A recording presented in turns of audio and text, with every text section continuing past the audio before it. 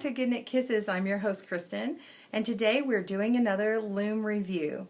Today I have with me the S Loom from CinDWood Looms. It's called the Universal. This is the 48 inch, and as you can see, this is shaped in an S, and it is what we call an afghan loom, or a large panel afghan loom. What this allows you to do is make one large panel going from one end of the S, wrapping around and coming back around again. So this will allow you to make something very wide.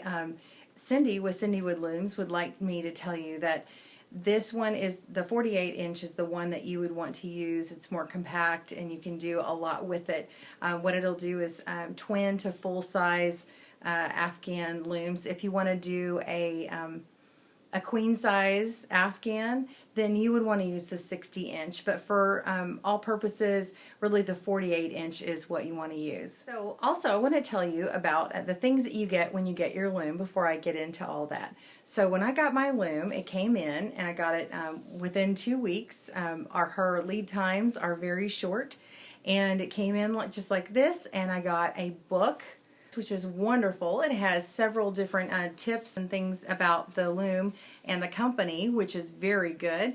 In the back there's lots of different patterns, and these are from several different people. Some are her, some are from different customers. You got to check that out when you get that book. It's a great tool. Also included is any extra sheets. With mine, I got an extra sheet that was separate for more information on the S Loom, as well as a pick. This pick right here is what you get, and I love it. It is super easy to use. I've started using it on all my looms, and you can also buy replacement picks or additional ones on her site. I believe they're $3.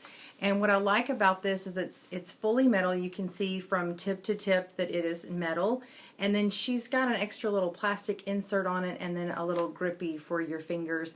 And what I like about this is, well, not only is the hook really easy to use, and it twists really well, it rotates in your hand nicely, but I have very large hands. I'm a tall lady, 6'1", and I can actually grab my pick and pull on this and make it longer. So this little plastic piece, if you can see that, can extend beyond the handle. So it's like this telescoping pick. I know it's a small thing, but I love things like that. It's the little things that are wonderful. Also, another little great thing that's in here is she's got a styler pen for you. If everybody knows what that is, that helps you. It's like a yarn guide. It allows you to put the yarn through, and then you can wrap it around your pegs. But what's really nice about this is that it's got her information on it. Cindy has got her the address and the phone number and the website. So keep this in your toolkit, and then you've got the information when you're ready to get another loom or you need some help or anything like that. So check that out. And then what's also a nice little surprise is this little oddball thing. You're going to get this and go, what is it? Okay, well, it does something really cool. And I'm going to explain this project in the back here, and I'm going to show you one more. And I made a couple of projects on this product just to show you and to experiment with it. But when I saw this wedge piece, I had to make my little soap bag, which I am now going to, I've got the revised pattern on my site and on my blog, and I'm going to let you know that you can also do that. It's already written for one loom, and it will do the exact same pattern on this one, no changes at all. So I'll add that note on there. But this wedge piece, what you do is you work it in between the holes here. And so once you wedge that in there, and I'll show some pictures so you'll be able to see that, you put that in, and then you can knit in the round.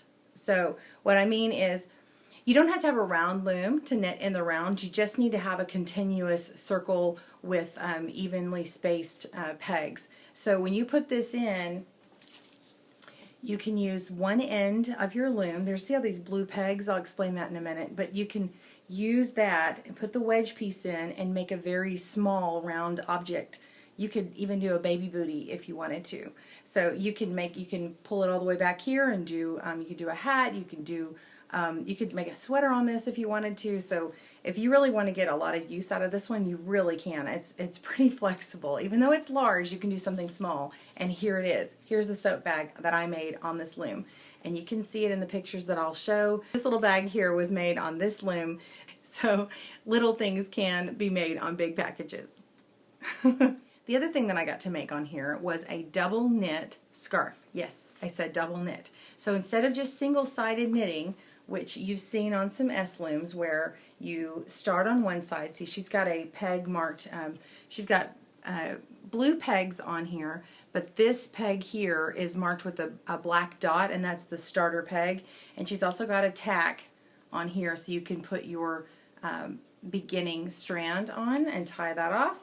But when you start here and work all the way around and then loop and come back, it makes the single panel, which is what this is here. This is going to be a very wide afghan. But when you skip all the blue pegs and go back and forth, you get a double knit. And what I've got here is I made an infinity scarf on here. You see that? So this is one continuous loop, but it's double-sided thick. So how I made it is I went all the way across and ended on the other side. Now it wasn't connected, so then I just stitched it together with an invisible stitch. You could also use the Kitchener stitch. So you can stitch those together, and I just took it and I turned it to make it a mobus, and then you've got one large loop. And this is actually just 9 rows. I cast it on, knitted 9 rows, and then I cast it right off. So this was very quick to do. It's about a 3.5-inch scarf, nice little springy scarf that you can use. You can flip that over and have a nice thick scarf there. So that's another project you can do. And then of course my third project and the main use for this loom is to make a nice big panel.